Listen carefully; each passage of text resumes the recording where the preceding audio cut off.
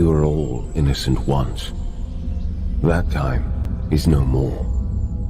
The illusions of safety and assurance are inexorably dispelled by experience. On the world of Hesperia, the children of the gods were torn from their sanctuary of a blissful ignorance and unchallenged dogma.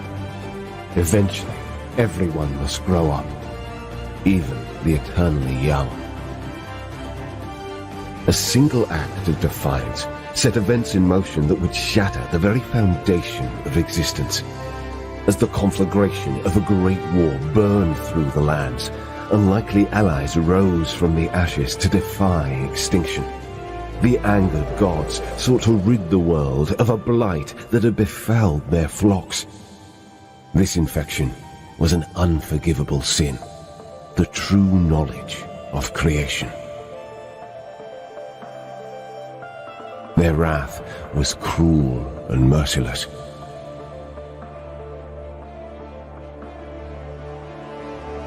These are the tales of the great war that destroyed our world, and of the heroes that led us to new lands beyond it.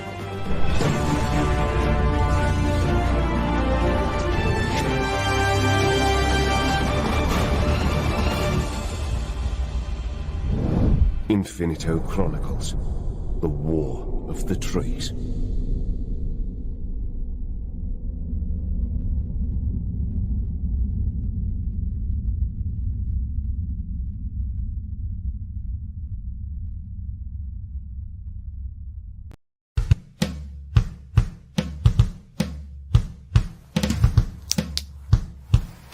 Here we go.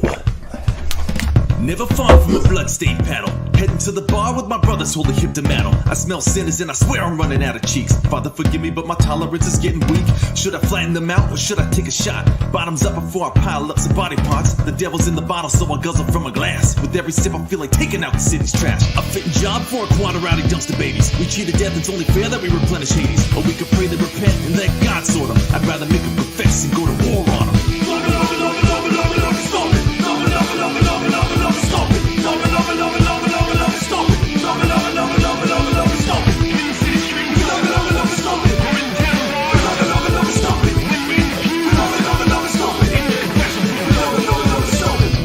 Perfect setup for the proper sequel. It's proper PC Comics, Merry Boys, there is no equal. Despite our mother's worst intentions, yeah, we walk the valley and cast a shadow with death, the wickedness surrounding. Just want to go to the tavern and pound a couple lagers, but now my boots are painted red with sin and pedals.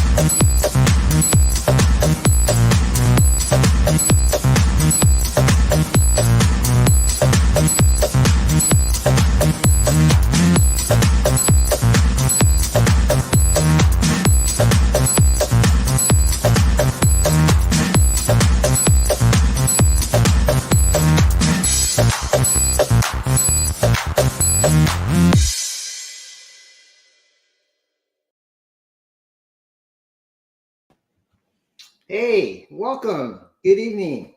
It's good to see you guys out there, gals and girls out there in comic book land.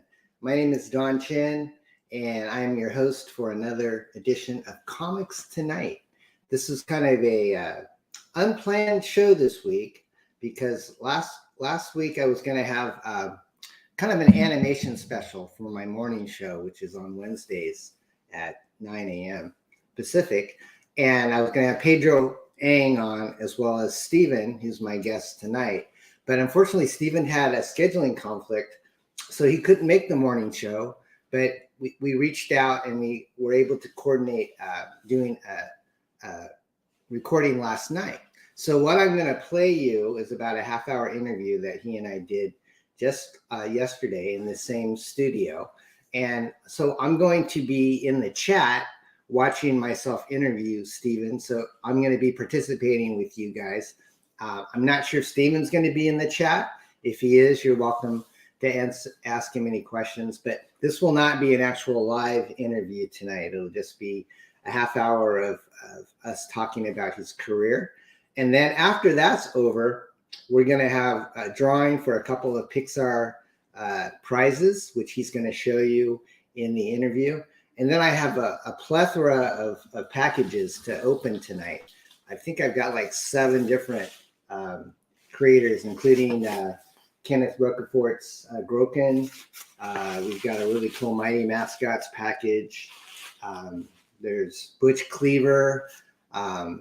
Unhinged Entertainment's Absolute is here. I've got something from GROK Comics. And I think the last package is from a guy named Sam Blanchard, who goes by the name SHLEPZIG. So it's going to be fun. And so we're going to kind of have an interview, half interview show, and then a half unboxing show. And we'll just have fun. And I'd love to just say hi to you guys in the chat before we get started with the interview with Stephen. Eric the Guapo checked in quite early. I don't know if he's back yet. That was like 4 o'clock this afternoon. Abo is in the house. Good to see you, Mo and Joe from Texas. We have What About joining us. Nice to see you. Ahoy. And Indie Wrestling Aces. Nice to see you. So thanks again for joining me. If you're watching on Facebook or Twitter, thank you for joining us. And we're going to have a lot of fun. So without any further ado, I'm going to start rolling this interview with Stephen. And at the very end of the interview, hi, Passmaster and Sci-Fi for Me TV.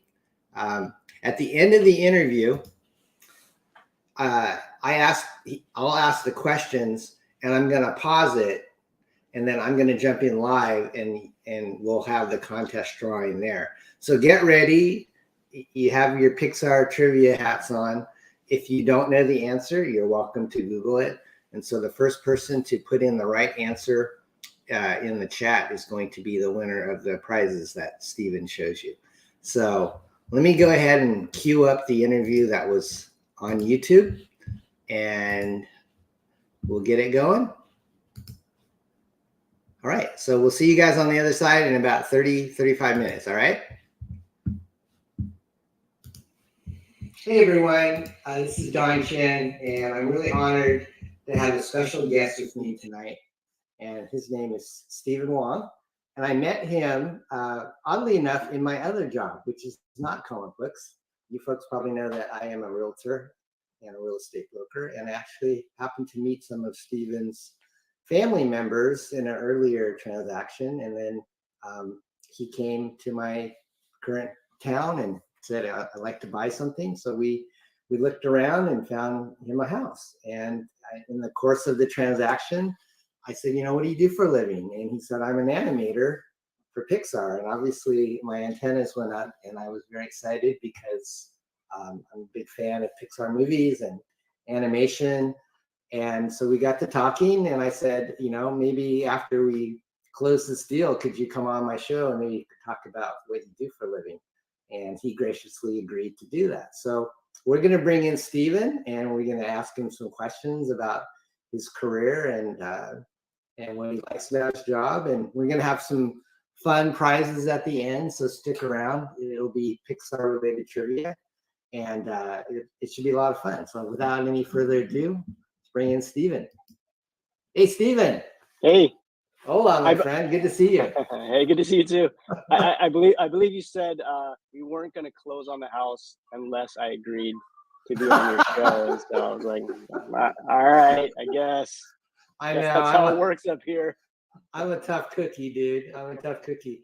So are you planning on staying at that house, or are you just using it for an investment? Yeah, it's just an investment. I think, you know, who knows down the road. Yeah. Maybe one day. But yeah, like currently we had sold a condo and, you know, out here. So in Oakland. And so we were looking for a good investment property.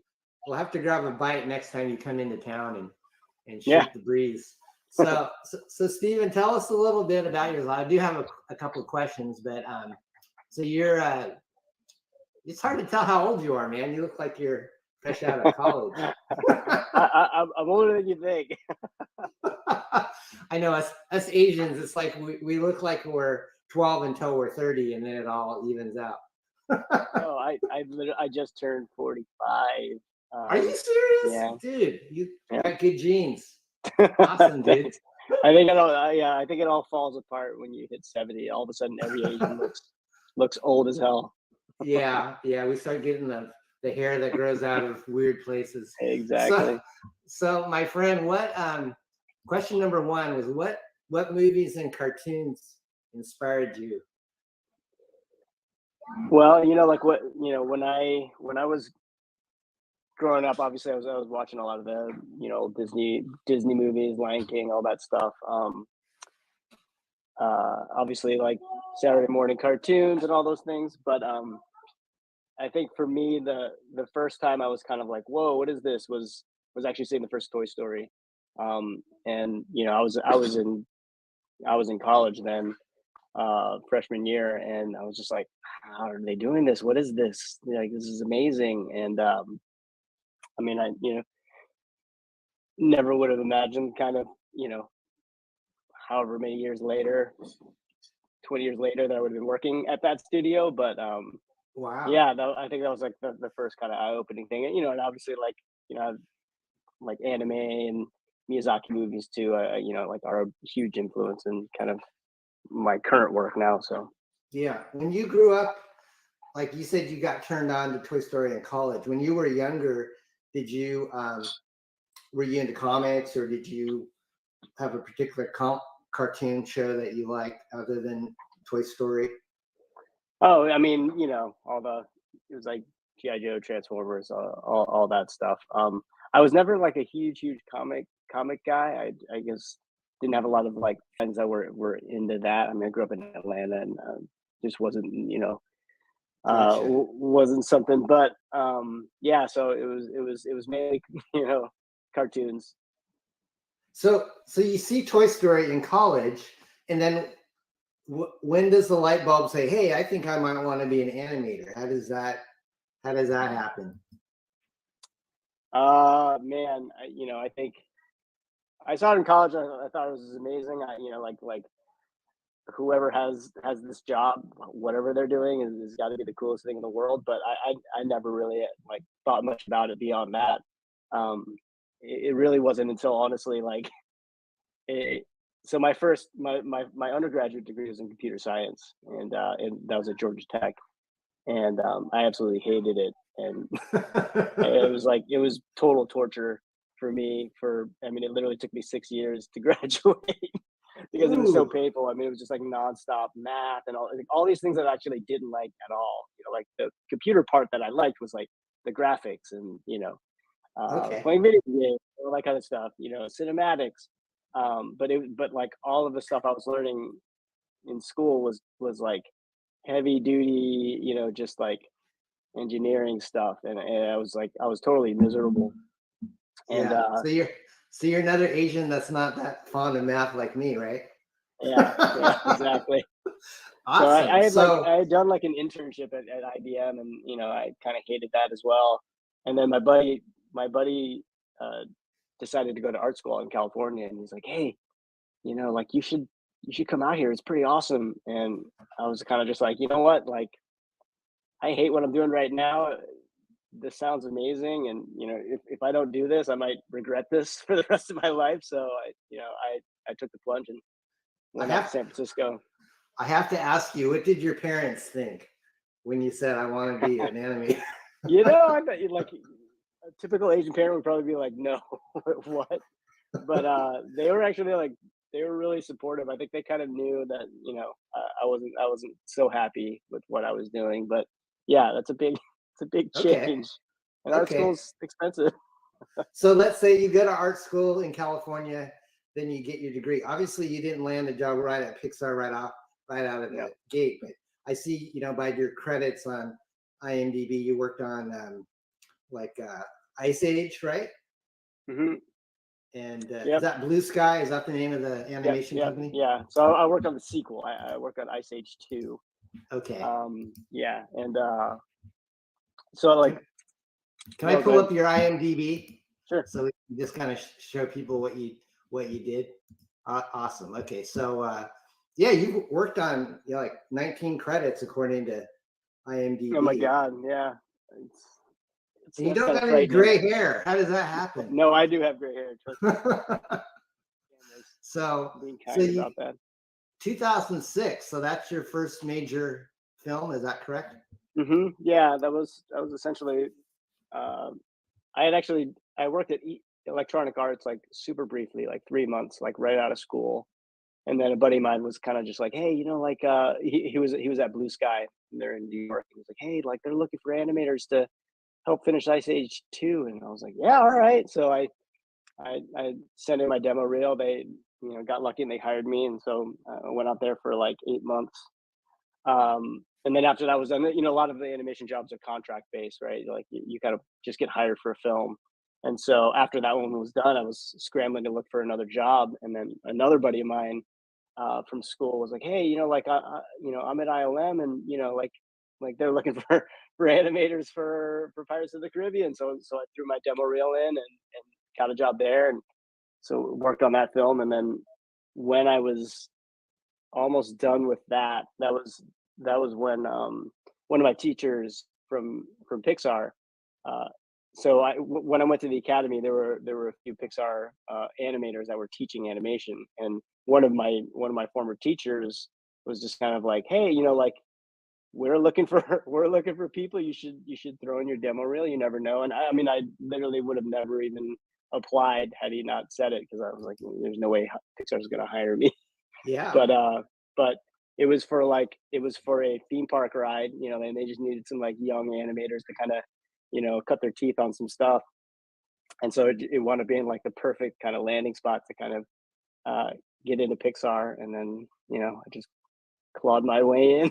Yeah. Well, that's cool. So do you work a lot at home now, or did you used to work, like go in and do the 9 to 5 in an office, or? Yeah, I mean, the work from home thing was very new for Pixar. That basically the pandemic forced them screaming into the modern world. But they, like it, 100% of it used to be in the studio, and so we all had to get used to animating at home, which was weird. I don't have an office really. Like I'm literally in my kitchen. On the end of my kitchen, because I have a desk set up here, and so it's like being an animator in a feature film sounds like it'd be a sexy thing, and when you go to the studio, it's a pretty impressive place, but animating in my kitchen is not the sexiest. You're funny. It feels very removed. You're the second guy that kind of has Hollywood ties that I've interviewed. There was a guy that went to Humboldt State University that did a film about Oric, California. That's been kind of a cult classic, and I had him on my show, and he edits, like Big Brother and stuff for like Project Runway and stuff, and he operates out of his kitchen as well. He said, he's got all the big computers. I wanted to play some of your work. Do you want to show your dinosaur demo, and we can you could actually show the reel first, and then I could show kind of more specifically the process stuff on the okay dino. That sounds good. You've answered a lot of the questions that we've already I posed to you earlier, so that's cool. We're moving right along. So I'm gonna go ahead and yeah, I'm gonna go ahead and play the demo reel that you sent me, and then I might have to mute though, just so we don't get flagged. But let me pull that up real quick here. So how many hours a day do you spend working on animation? I think it's fair. I probably, it's probably 40-45 hours a week. I think back when I first started, it was probably more like 70 or 80 hours a week. But you over time you get more efficient with your job. Yeah. Same goes for me. So Yeah, Okay, I try Steven. not to do crazy hours or anything. So I'm going to go ahead and play this, and I'll play like, maybe about 15 or 20 seconds with sound, Okay, and cool. then we can mute it. And then you can, basically kind of talk about, what you remember about these awesome images. Oop, I'm not getting any sound. Are you? Oh, that's because I turned it down. We can help There each we go. other, but most importantly, you can help me. Miguel! Huh? I'm Hector. That's nice. Yeah.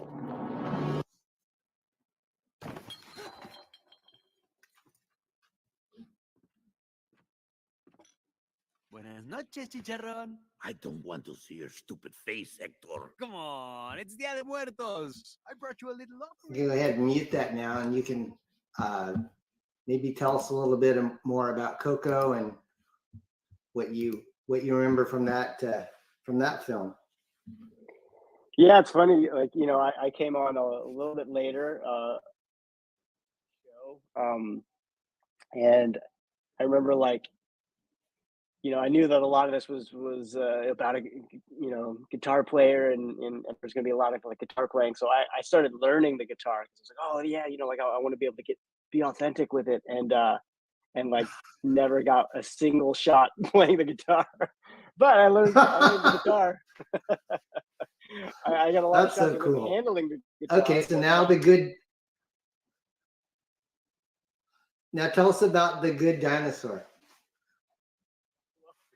First off, this is a movie that apparently like no one has ever seen before. It kind of just it came in theaters like a few months before Inside Out, and like it totally bombed. It didn't do well at all. I think it was just kind of a weird little film. But the director was super fun to work for, and what's funny is like a lot of times like the most fun shows are not often the best movies. A lot of times like those things don't quite line up the way you would expect them to, but that show in particular was really fun to work on. Is Inside Out, are they doing a sequel to that, or is it one and done? I'm not allowed to say. Oh, okay. I don't. That's all right. I understand. We don't want you to get your pink slip here. So now, when you work on these, Stephen, do you ever interact with any of the voice talent, or is it all strictly, your art and vocals are totally? It's pretty separate. rare. We'll usually get the video recordings of them actually, like the actors in the recording studios, actually like doing the dialogue. Sometimes we'll study that to kind of get some facial reference and of their acting and things. Occasionally they'll come visit the studio just to come check it out or do like pickup stuff. The one time that an actor did come was actually, it was Keanu Reeves on Toy Story 4. Oh. And it was so cool because I was actually working on the character Duke Kaboom. That like I was in pre-pro working on that character that he was going to be the voice for, and so they wanted to show him some of the stuff that we had worked on and see if he could like just we were just trying to sell him on the idea of like like working on the film. And so he came, and it was a day that I was gone. I was out. Oh darn! Studio. But yeah, he had pitched this whole crazy thing about like Duke Kaboom doing all these crazy poses and all this stuff, and yeah, apparently it was pretty amazing. But I didn't get to see him at all. Oh, that was my favorite character in that. Oh, cool! So, awesome. Yeah. So we just kind of looked at some of the snippets. I mean, how many man hours goes into just like a minute of animation? It must be. Yeah, I mean, it's just sometimes it's depressing to say it, but like for an animator for an entire year, you might work on 2 minutes worth of Wow. of animation. You know, like any given week, I think an animator typically averages like 4 to 5 seconds of animation of footage per week.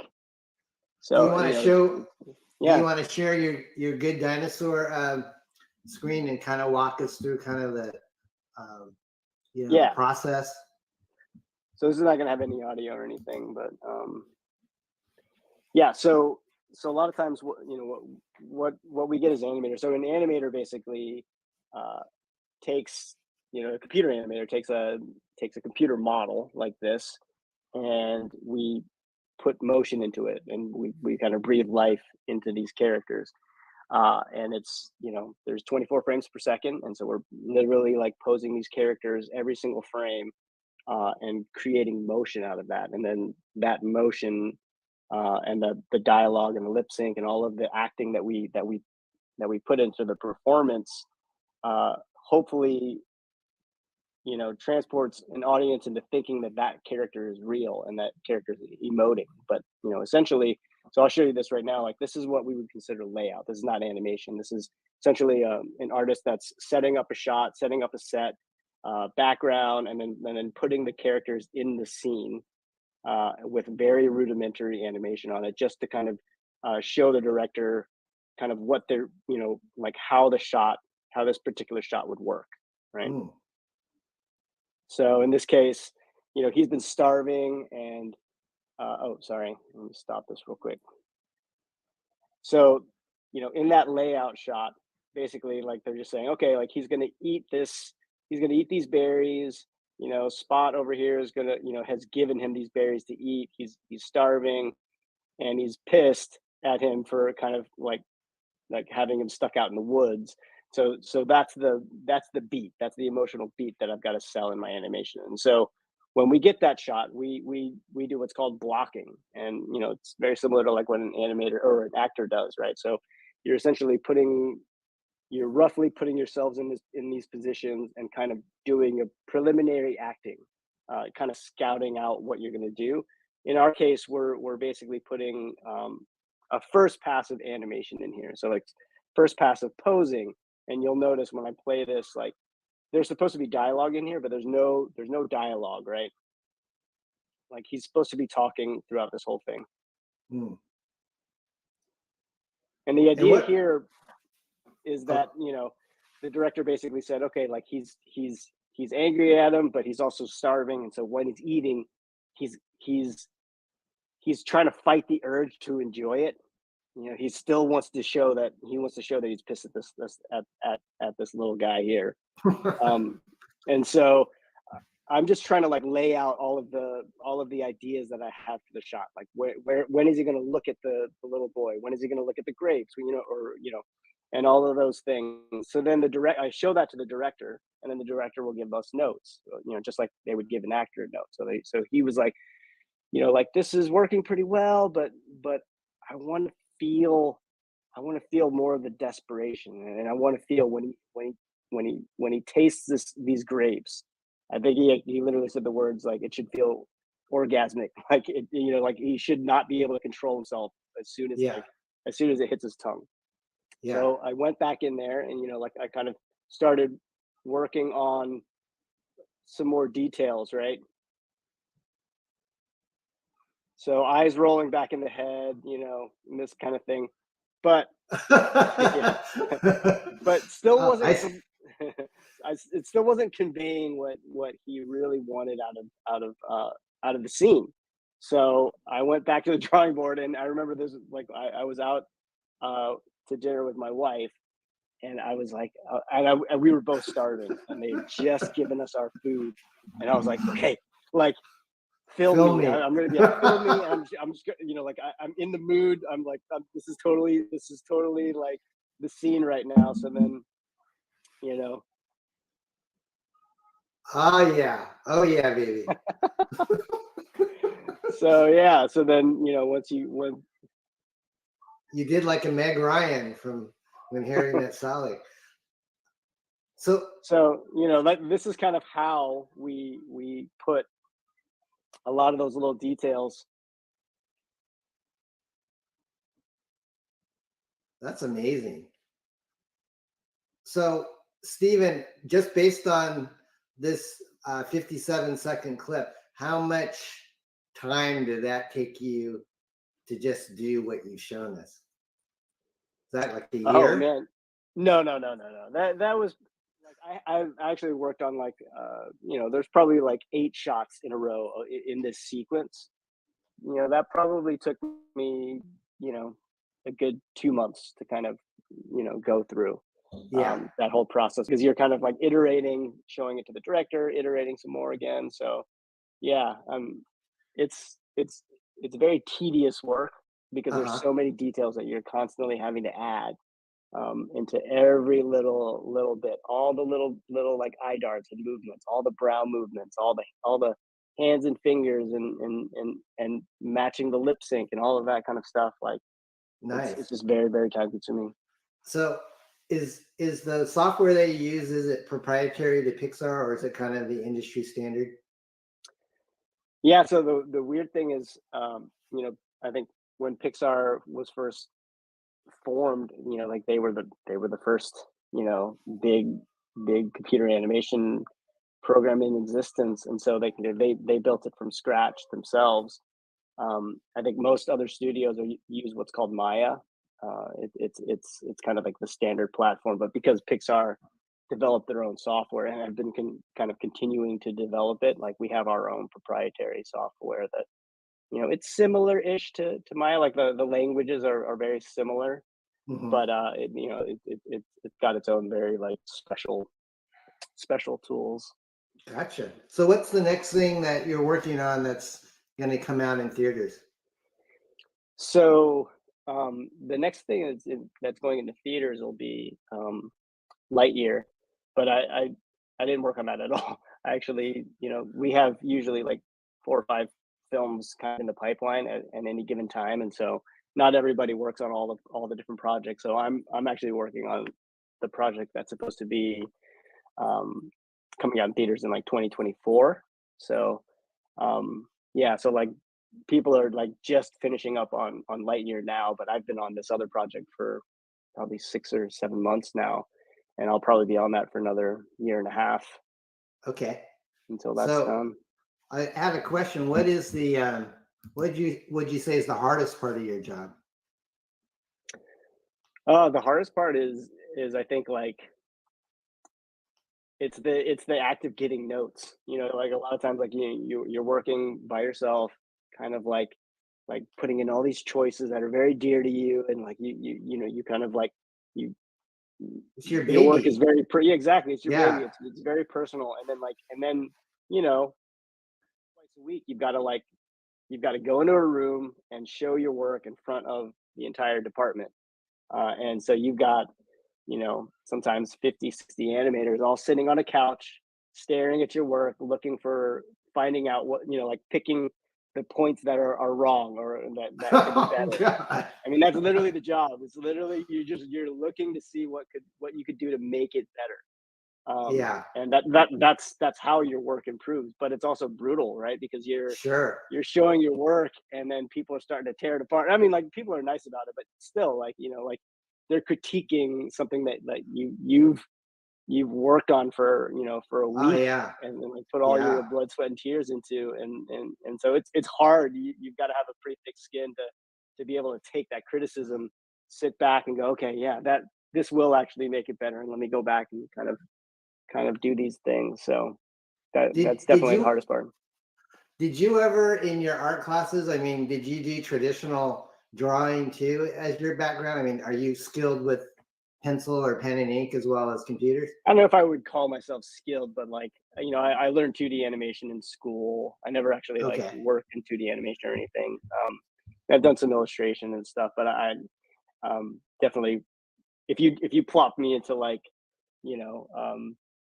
old school Disney to do a 2D film, I could not do that. Yeah, I hear you. Yeah. I'm just curious.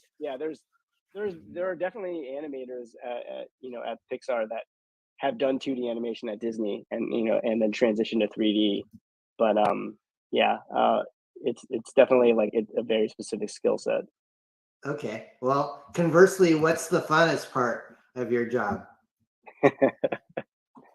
The funnest part of my job, I would say, here's Kieran. Oh, hi. Hi. So cute. It used to be back when I was actually at the studio. It used to be, just hanging out with my buddies, and talking about dailies and talking, and just shooting the shit and all Shooting the that kind of breeze. stuff. Yeah. So, you don't have to answer how much you make, but does being a professional animator, I would think Pixar is probably the top paying company as far as You'd be surprised. I definitely don't think it's Pixar, but it pays pretty well. It pays pretty well, but if I were to compare it to, like, an engineer or a programmer or something, they definitely make more. Yeah. I did, but I also didn't get into this job, necessarily for the money. It's like, and especially like there are programmers and stuff that work on the tool side too, that like they sacrifice, quite a bit, staying at Pixar because they want to make movies, or they want to help make movies versus, Right. go to Google or, Yeah. Meta or Steven, this went by too fast, buddy. I said we would do a quiz at the end of the show, but before we do, I wanted to say thank you for this awesome gift that you sent me after we closed escrow on your house. You sent me a beautiful Pixar mug and a nice Christmas card, and I thought that was really cool. Well, so thank you for helping find us a house.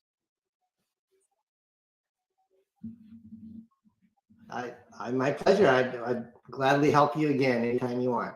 I have a little movie that I played before we asked the quiz. It's just a little short Quacky Quiz promo. So here we go.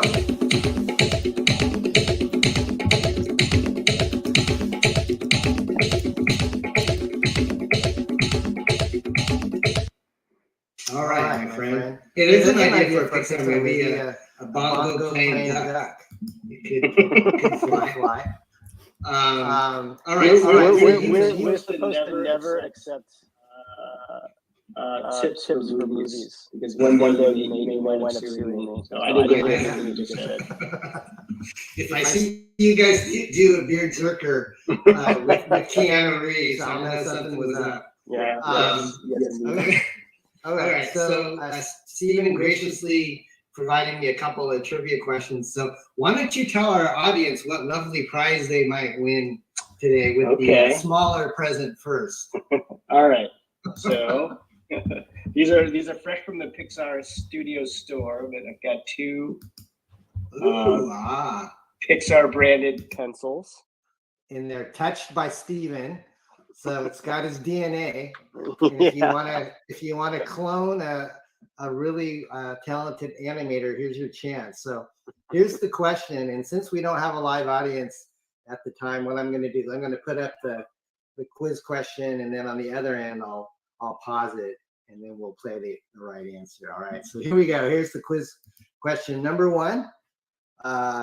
Stephen wants to know if anyone out there knows what the highest grossing Pixar movie is of all time. So we'll let the people in the chat type in what they think is the right answer. You can Google it if you want, and then whoever is the first person to win will get these cool Pixar pencils from Stephen. So we're not using inflation either. It's just raw gross. Raw gross. Okay. Yeah. All right. So okay, guys, so I paused it. So if you are wanting to win a couple of cool Pixar pencils touched by a Pixar animator, you can guess what the answer is to this. And I see some guesses here. Abo says Finding Nemo. Unfortunately, that is not correct. You can guess more than once. It is not Finding Nemo. Strangely enough, it is not Toy Story, and it's not Toy Story 3 either. So keep on thinking.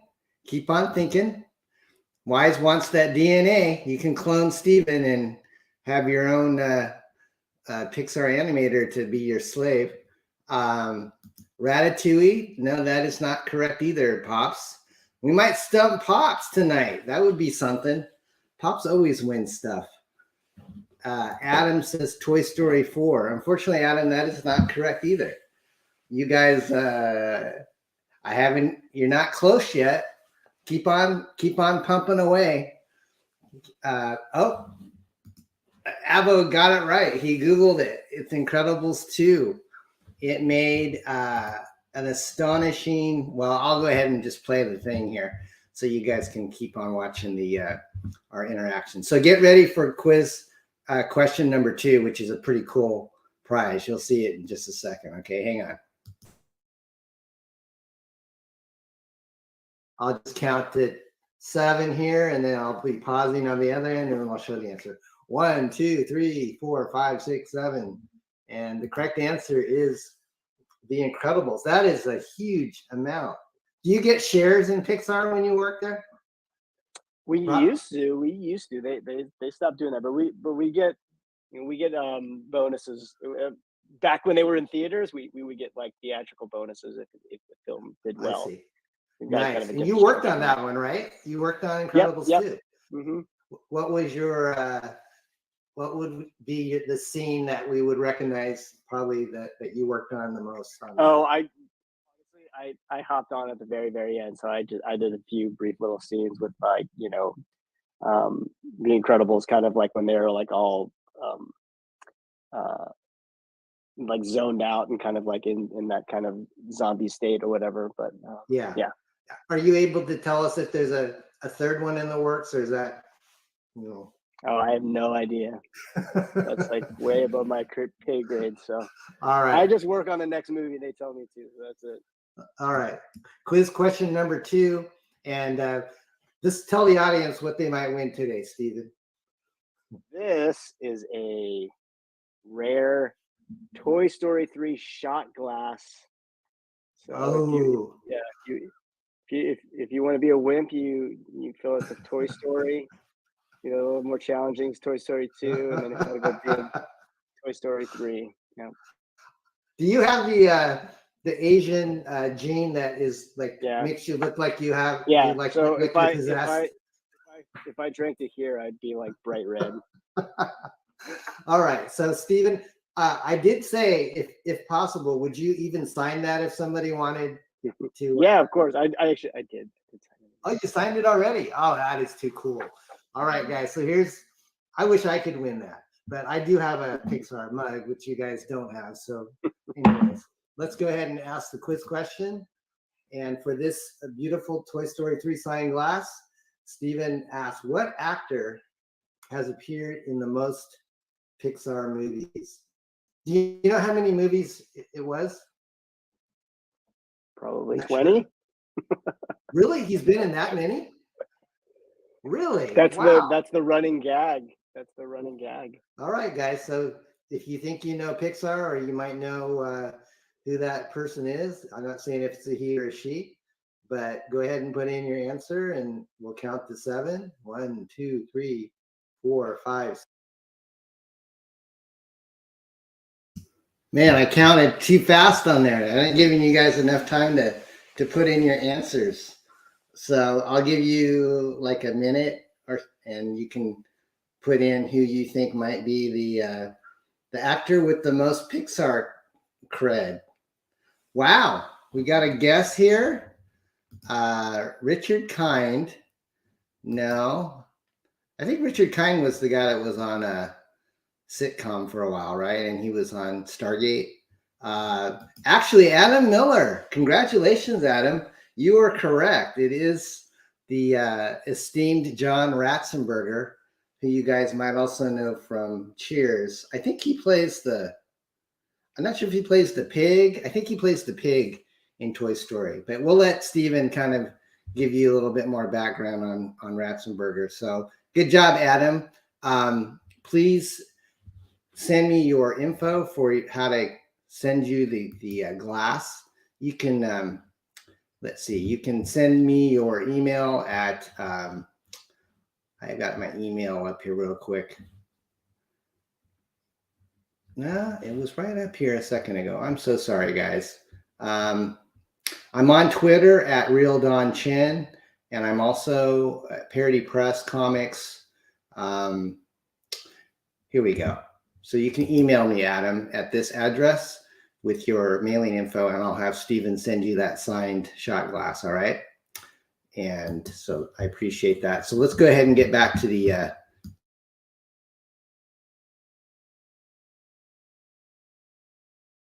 6, 7. And I would have not known this, Stephen.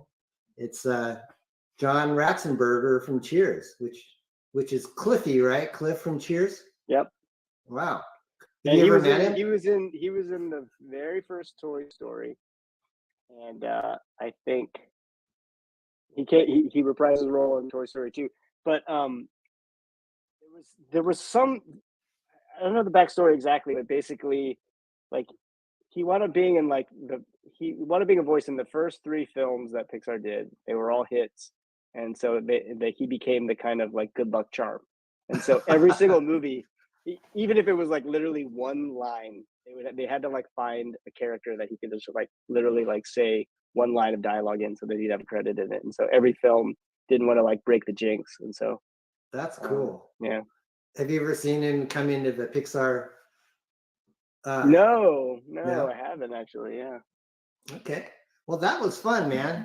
If you guys want to check out Steven's Pixar demo reels, they're on Vimeo, and you can hear them with all the sound and everything. And you've got a great resume there, buddy. So thanks for spending the time, Steven. I had a good time. It was fun. Say hi to your family, and hopefully next time you come into my neck of the woods, I'll take you out for a coffee or a lunch or something. Cool. Sounds good. Right. Thanks for the comics. You're welcome, bud. Thank you so much. Have a good one. Say hi to the fam for me. Yeah, we'll do. Okay, bye-bye. All right, unmute myself. So that was Steven. Thank you, Steven. That was so cool. He was fun. I've never had a animator for like Pixar on before. We did have Pedro on last week, and he was in the chat. So if you want to see me talk with Pedro, you just look in the YouTube videos for my interview with him and his book, Tropical Magics. So we got about 15 minutes, guys, and I'm just going to go through these packages that I got in the mail and kind of show you what I've backed recently. Some of them I've done some trades with some creators. So that's what I really like about this community, is that sometimes if you're a creator and you want to just see if someone wants to swap with you, they will. And that's how I've got quite a few of my books. But the first thing I want to show you is from the Mighty Mascots. And this was from an Alterna auction a couple weeks ago. It was on a weekend. And I'm a big fan of Alterna, specifically the Mighty Mascot series. But Keith Gleason has worked on a lot of our books as a letterer, and he also wrote for our X-FARCE Reloaded parody. But he and his wife just do these cool, creative sketch covers. And when I saw this, his wife Amy Gleason did this beautiful kind of crossover of Blood Realm and Mighty Mascots. And this is originally drawn. I think she uses probably like maybe Copic markers and maybe some type of pencil and stuff, but it's very vibrant. And when I saw them post this on Twitter that this was going to be a piece, I definitely wanted it. So I think I paid around $120 for this sketch cover. And you can even see in the letterbox, she did artwork there. And even in the corner here, there's the Sisters of Silence from the Blood Realm series. And then they threw in a bunch of cool swag in the back. So Amy and Keith, thank you so much for this. Definitely one of my highlights of my collection. And if you guys didn't know this, thank you, SDA. You can get great titles from Alterna right there on that website, alternacomics.com. And Amy and Keith will be on our auction show coming up on April 16th on Saturday. So if you guys would like to buy original artwork, we've got a great panel of people. I'll play the ad at the end, but we've got people like Bill Mouse, Cat Mouse, Preston Azevedo, Rob Willis, Ted Hellard, Jim O'Reilly. And then Amy and Keith will be on the show too. So definitely check that out. All right, so let's go to the second package. This one just came in today. And a lot of you folks out there know Jason Bascom.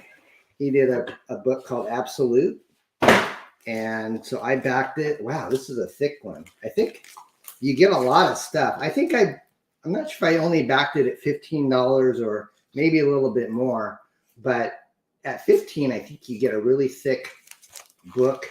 I mean, this thing feels like it's like 64 pages. I think it's a black and white book, but I wanted to get the Max variant cover that he did, a Max homage. So that's that one. And then this is, I think, the standard cover to Absolute. I'll try to open it up a little bit, but he gave us a lot of swag too. Use the Ziploc bag. I can use the Ziploc bag for my turkey bacon later. Thank you, Jason. But lots of cool stickers, Absolute stickers. I'm not sure who this character is, but die cut. Wow. More stickers, trading cards. Very cool, kind of with the metallic foil. Trust. What's this die cut sticker? Lots of swag here. Even a coaster called The Bar. Oh, wow. Is this an actual sketch? This looks, I'm not sure if this is a sketch or a print. It looks so cool, but it's kind of on silver foil. That's pretty sweet. I like Jason's kind of like that organic style. This looks like it might be a decal, like to stick on your window. Yeah, lots and lots of trading cards here. Holy smokes. I have to say, this might be the winner for the most amount of stuff that you get with the campaign. There's an Ink Spots one. Wow. These Matt Barr contributed sketch cards. Matt's really good. I've been seeing his stuff on Twitter. We have to get him on the show one of these days. I think he wants to be in our auction, but we'll have to probably do it in the fall because we've got like, I think like 10 creators. So anyways, Jason, thank you so much for that. There's iron-on transfers, cool prints, and I think it's still in demand. You can go on Indiegogo and see if you can still pick it up, but I think it's a great value. I'm not sure what the story's about, but I think it's gonna rock. A lot of people were looking forward to it. It's got a nice thick cardstock cover. It's edited by Shay, by Red Valkyrie, I guess. I did not know that. So I don't know if they're signed or not. I would love it if they were. But if they're not, that's okay. But this is really cool, man. Black and white. You know, you guys know that I grew up doing black and white comics with Cracked Magazine and the hamsters and all that stuff. So anyways, that's really cool. Thank you, Jason, for fulfilling. Let's see what else we got here, guys. This one actually kind of reminds me of Jason's work. This is a guy that I saw on Dan Shaheen's show maybe a month or two ago, and he was unboxing BRZRKR on his show because we sent him a copy to review. And on that same show, he had this guy on named Sam Blanchard, and he goes by the name SHLEPZIG. And so he sent his books into Dan to review at the same time. And so we kind of had this camaraderie thing going in the chat because we were both being reviewed. But when I saw his work, and I think he's only on Kickstarter, maybe Indiegogo, I actually thought it looked a lot like Jason's work. He's kind of got that loose Sienkiewicz, Sam Keith, Jason Bascom vibe to it. And he did a parody called the Kerminator. I wonder if there's a sticker for that in here. It was like, what if Kermit the Frog was the Terminator? And when I saw that, I said, this guy speaks my language, you know, because he kind of does cool, like this is kind of his Electra. Isn't that cool? just got this really fun, sketchy style. So Sam and I traded books. So I sent him X-FARCE and he sent me SHLEPZIG. Sister Betty versus the Blood Monkeys. I mean, who wouldn't want to read that? And then here's another book that he did called Red. And I think you can buy his work. He's got like a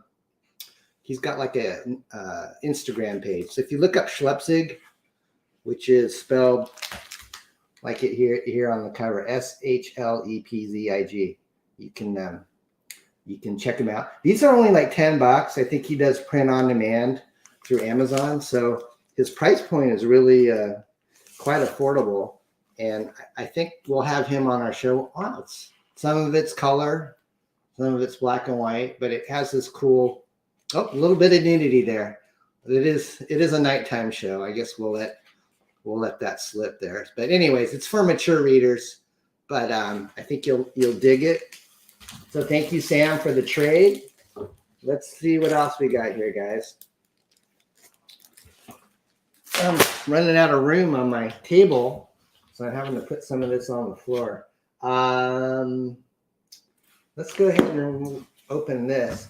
If you guys are familiar with Matt Burke, he is a creator that does Rune Cutter Comics, and he's been on my show before. He's got a character called Butch Cleaver, and Matt was another person that I traded. He said I hit him up a few months ago, and he said, I think I'm close to being out of books, but he reached out to me again and said, I think I have a couple of reader copies if you want them that I can send to you. And these actually look like they're in pretty good shape. They're perfect bound. And he sent me Butch Cleaver 1 and 2. He looks like he's kind of like a zombie demon type of hunter guy. Also, has that unique raw kind of style. Oh, this is full color. So this is Matt lives down in Southern California. If you're watching, Matt, thank you so much for the trade. I'm looking forward to reading this. He's got some really cool, kind of underground feel to it. So definitely check out Butch Cleaver on Indiegogo if you can still pick it up. I think he's working on book 3 right now. So Matt, thank you again for the trade. Put these over here. All right, guys, trying to wrap this up by 8, which is our hour. It goes by so quickly. I'm going to save GROKEN for last. That's the one that a lot of people have been talking about by Kenneth Rocafort. So what I've got here is from our friend Bill Raup from GROK Comics. He does Tribulation Taskforce, but he's also got another book called The Remnant. So if you kind of like spiritually themed comics, it's almost, kind of like got a Christian vibe to it. But I've always been impressed by Bill's talent that he finds on Facebook. The artwork on these Tribulation Task Force books is actually really, really good. It kind of reminds me of like the old school Avengers that I used to read. I got a kind of a limited edition foil cover. This guy's name is Thief in the Night. And Bill puts out a great product. He only prints a few hundred or so of his books, and I really want him to get more support. So you can kind of see he's kind of Moon Knight look to it. I don't know if you guys seen the new Moon Knight. I haven't heard that much about it yet, but I've always liked Moon Knight, the character. So Bill, thank you for these cool comics. This is another book called Parables. And then this is Remnant, which is, I think he renamed Tribulation Task Force Remnant. But look at this. I mean, this is a good looking book. He could definitely use some more support. And he prices his books very, very reasonably. I think you can normally jump in around 10 or 15 bucks. And, they're all professionally lettered. And they've got kind of like a you know, kind of like Heroes versus like the New World Order type of vibe to it. Lastly, oh, there's a couple more. There's another one, another Thief in the Night. And then here's one that I'm not familiar with. It looks like it's called Last Gen, but he's putting out a lot of stuff. He usually puts a lot of trading cards in with it, prints and posters. So here's trading cards. Usually puts in a nice little scripture thing to tell people about God and that we're loved. So definitely check out Tribulation Task Force, Parables, Remnant if you're into that type of thing. You know, it's probably appropriate for most ages. Okay, guys. So the last thing is Kenneth Rocafort. Everybody's. I think this was one of the most popular books of the last year that was backed, but it's called GROKEN. And I really wasn't familiar with Kenneth's work until he kind of came into the Comicsgate crowd. But as soon as I saw it, I said, wow, this guy's really good. And then I kind of did my history lesson and I said, wow, he's worked for Marvel and DC. He's done a lot of work with the major characters like X-Men and Rob Liefeld and stuff like this. So this is GROKEN, and Kenneth has actually drawn, he drew a sketch for me of X-FARCE cable, which I actually have framed. It's in my office, but it was beautiful. So I picked up 2 covers. They're both signed by him. I don't know if there were 2 or 3 covers, but when I saw the campaign, I said, well, this guy he is an artist for sure. And he's done a lot of work for other people, but this is his main baby. And he lives in California, which is cool. So maybe one of these days I'll run into Kenneth at a convention because I really dig his artwork. You can see the cool stickers in there. I know other people have unboxed GROKEN before me, but I just wanted to save it and give it its deserved attention. But I mean, Kenneth is like you can just tell if you subscribe to his Twitter or his Instagram, you can tell he's constantly refining his craft. And every detail about this is just A+. So, you know, everything from the production value, the paper's a nice glossy. I mean, look at this artwork. There's just so much detail. It almost feels like kind of like Bernie Wrightson back in the day, Barry Windsor Smith. If you guys are familiar with a lot of the early Marvel and DC stuff, I grew up reading Conan and Swamp Thing. P. Craig Russell is another guy that I kind of think of when I see Kenneth. But honestly, Kenneth is just, this is him, you know, writing as well. And he's got lettering, you know, it's just actually one of those books where it kind of actually literally makes your mouth water just kind of looking at it because it's just so beautifully done. So Kenneth, thank you so much for fulfilling GROKEN, and I'll definitely probably give it more of a review after I've got to read it. So guys, that's going to wrap it up. It's 8 o'clock my time, which is probably, you know, top of the hour where you're at. I think the next week's show on Wednesday morning will be Comics and Coffee with the open mic. So if you are a creator and you want to come out here and promote your stuff, I'll give you 4 minutes. And it could be a YouTube channel. It could be the book that you're working on. It could be the book that you've already published and where you want to buy it. And so that's a popular open mic format. It starts at 9 a.m. Pacific, noon Eastern time. And we just run it until everybody's done. So that'll be fun.